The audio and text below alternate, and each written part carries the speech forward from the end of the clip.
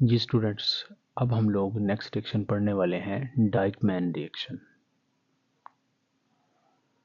डाइकमैन reaction को हम लोग बोल सकते हैं इंट्रा मॉलिक्यूलर क्लेजन कंडेंसेशन।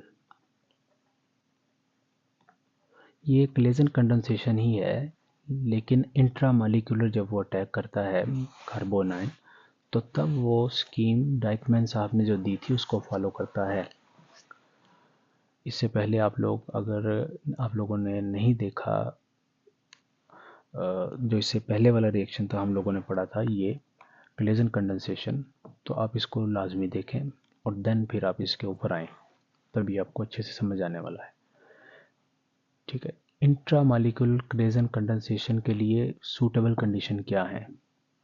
आपके पास कोई एक एस्टर होना चाहिए इस तरीके का, ROC डबल बॉन्ड O, ये एस्टर, यहाँ पे CH2 और यहाँ पे CH2, एटलीस्ट कुछ ऐसा स्ट्रक्चर तो होना चाहिए, एटलीस्ट मैं बोल रहा हूँ, कम अज़ कम। यानी कि सेंटर में ये दो CH2 तो होने ही चाहिए, ये लाजमी है। एक होगा तब भी डाइकमैन रिएक्शन नहीं कहलाएगा। आप इसको ऐसे समझ सकते हैं कि दो तरह के अल्फ़ा हाइड्रोजन हो, टू टाइप्स।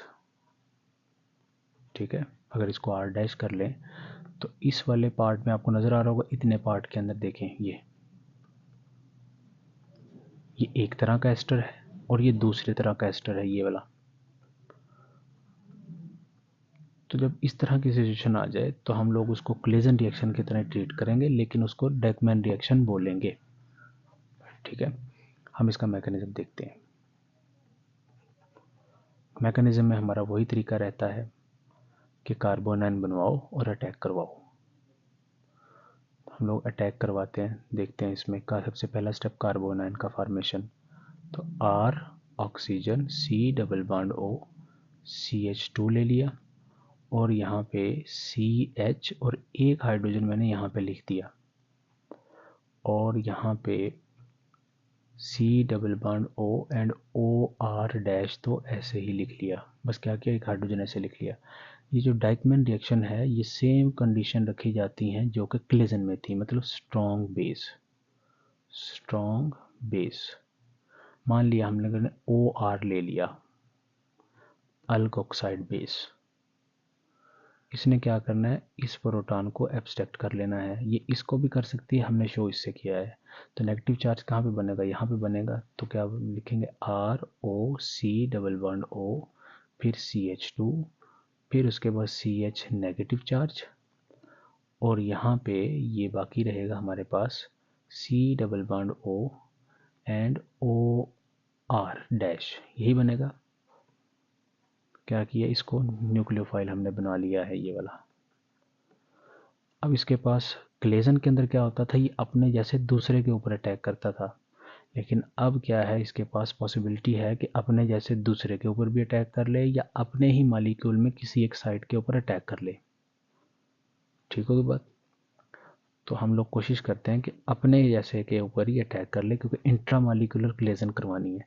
तो ये अटैक किसके ऊपर करेगा, इसके ऊपर तो कर नहीं सकता, एडजेसेंट है, इसके साथ तो रेजोनेंस में है। तो ये जिसके साथ रेजोनेंस में नहीं है, ये दूर वाला कार्बोनाइल कार्बन है, उसके ऊपर अटैक करता है। क्यों, क्योंकि जो फिर रिएक्शन आगे प्रोसीड होती है वो एक हाई मेंबर्ड रिंग के थ्रू होती है।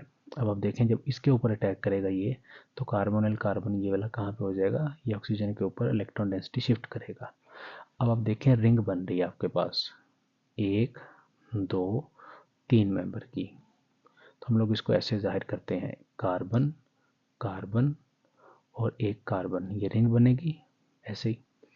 एक नंबर वाले ने किसके साथ बॉन्ड बनाया, 3 वाले के साथ। तो मान लिया ये 1 नंबर वाला है, ये 2 वाला है और ये 3 वाला है, तो 1 और 3 का बॉन्ड बन चुका। ये एक वाले के पास क्या क्या जुड़ा हुआ है, C double bond O OR, तो ऐसे लिखेंगे, एक हाइड्रोजन है, फिर उसके बाद C double bond O and OR dash, यही है। जिसके ऊपर अटैक किया है थर्ड वाले के ऊपर, उसके ऊपर क्या क्या जुड़ा हुआ है, O नेगेटिव हो चुका है, ये देखिए O नेगेटिव, और दूसरा आपके पास ये क्या जुड़ा हुआ है थर्ड वाले के ऊपर OR। ठीक होगी बात। ये इंपॉर्टेंट स्टेप है, इसको बोला जाता है इंट्रा अटैक या इंट्रा मॉलिक्यूलर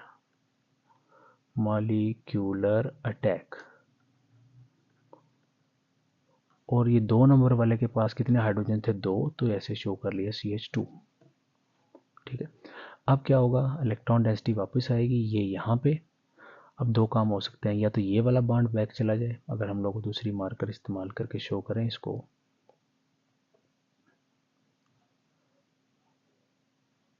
ये या तो ये बॉन्ड टूटे या ये टूटे या ये भी टूट सकता है।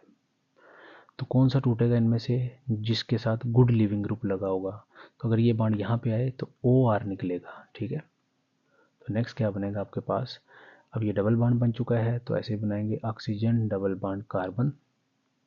उसके बाद क्या है यहाँ पे इसके साथ जुड़ा होगा CH, और ये तो ऐसे जुड़ा हुआ है CH2, और ये इसी तरीके से, और ये C double bond O and OR dash ऐसे ही बन गया।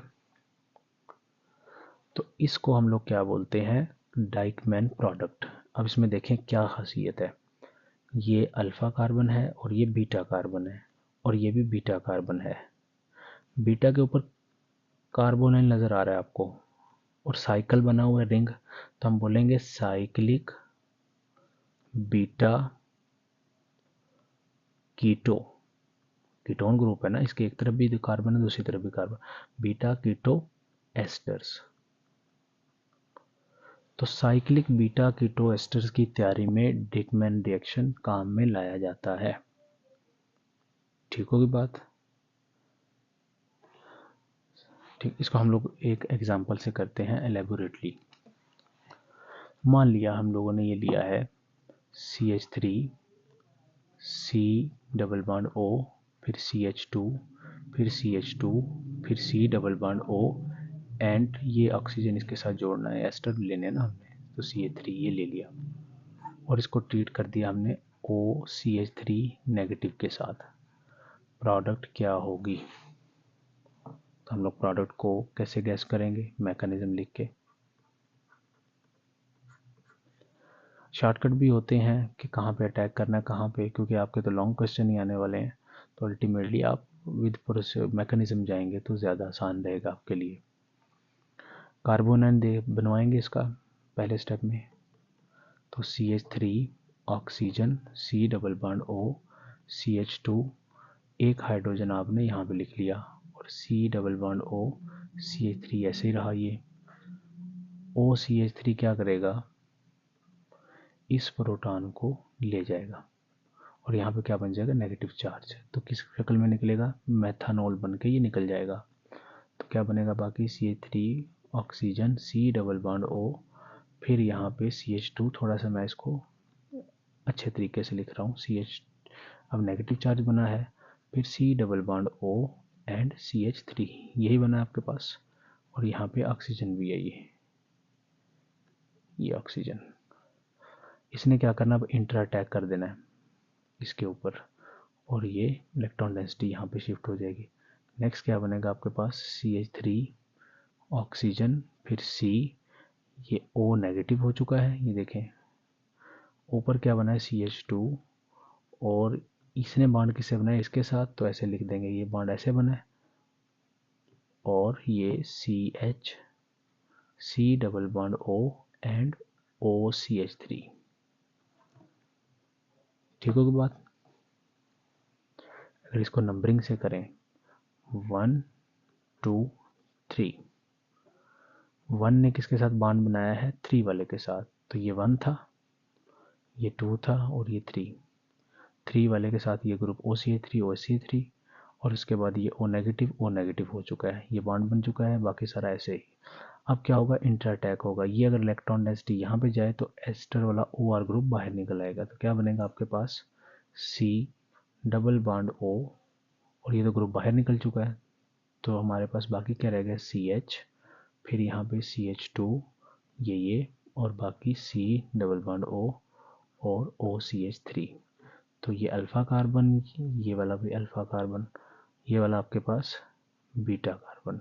तो बीटा के ऊपर क्या जुड़ा हुआ है, कीटोन ग्रुप जुड़ा हुआ है, तो इसको क्या बोलेंगे, बीटा कीटो साइक्लिक एस्टर। ठीक है, तो इस तरीके से आप प्रोडक्ट को लिख सकते हैं। तो आप देखें जो ये CH2 यहाँ पे था तो वो ये यहाँ पे आ रहा है। अगर 2 CH2 ग्रुप होते तो यहाँ पे रिंग बड़ी होती चली जाती। ठीक होगी बात। एक और मैं करके दिखाता हूँ आपको। सेकंड एग्जांपल, मान लिया हम लोगों ने CH3 C double bond O CH2 ये OCH3 था, तो CH2 C double bond O फिर OCH3 ले लिया।